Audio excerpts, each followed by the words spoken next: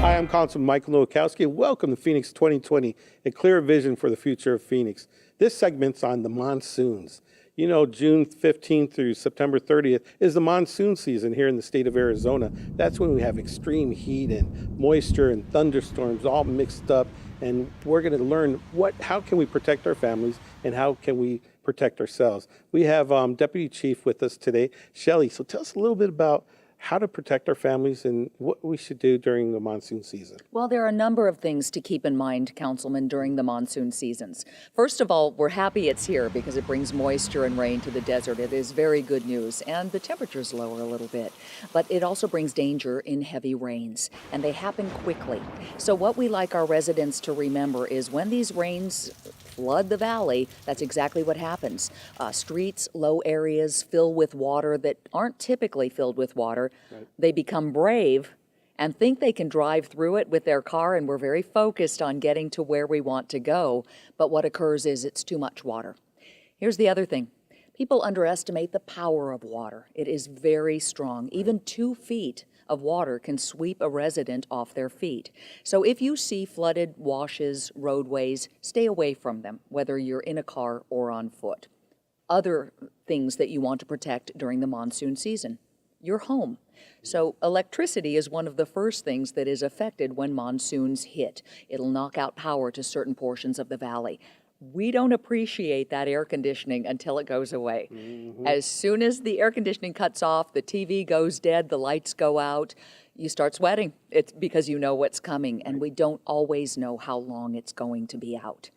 So what we tell residents is to be prepared for the power to go out for hours and perhaps days.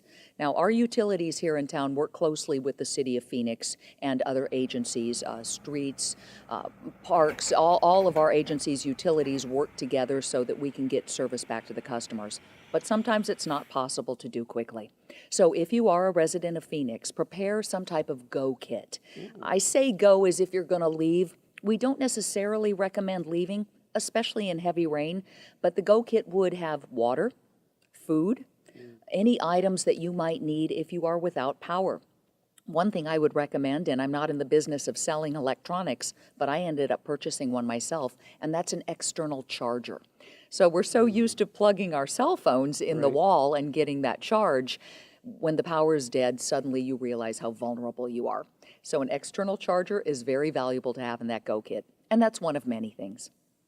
So, Chief, what happens when you're driving down the road and the dust storm comes around? Should you pull over? Should you stop?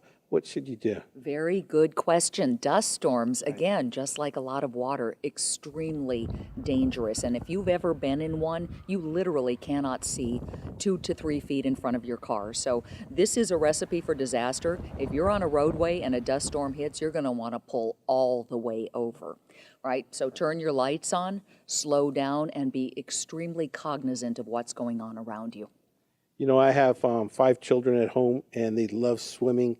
So if there's a thunderstorm or if the weather starts getting bad, should the kids be in the pool or should they be inside, or where do you go for protection? Another good question, spoken like a great father.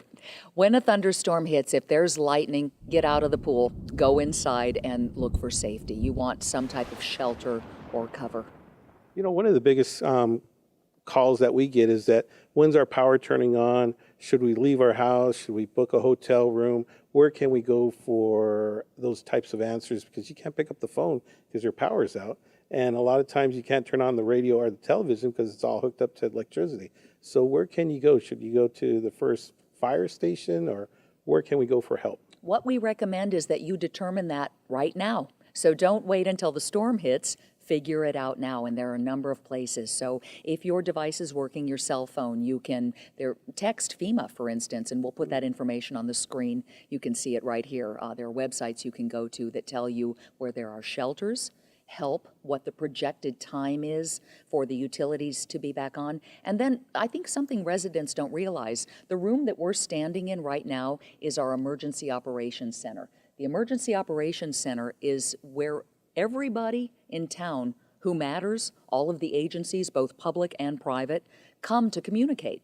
We gather in this room, both fire, law enforcement, public works, streets, the utilities, cable. I could go on, but all of the players in what keep our residents happy and comfortable come here to this room so that we can talk to each other, determine what needs to be done, in what order, and who's going to do it. Now, Chief, is there a website or somewhat how that people can actually use their smartphones and log into?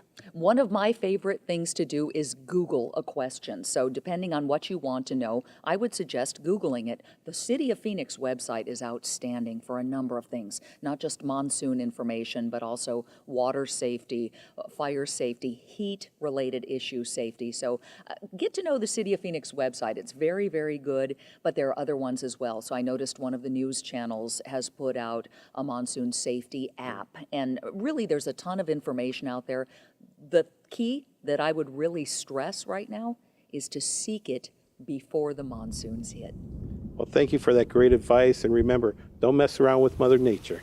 For more information, you can follow us on Facebook or Twitter, or you can call my office. And that's it for Phoenix 2020, a clear vision for the future of Phoenix.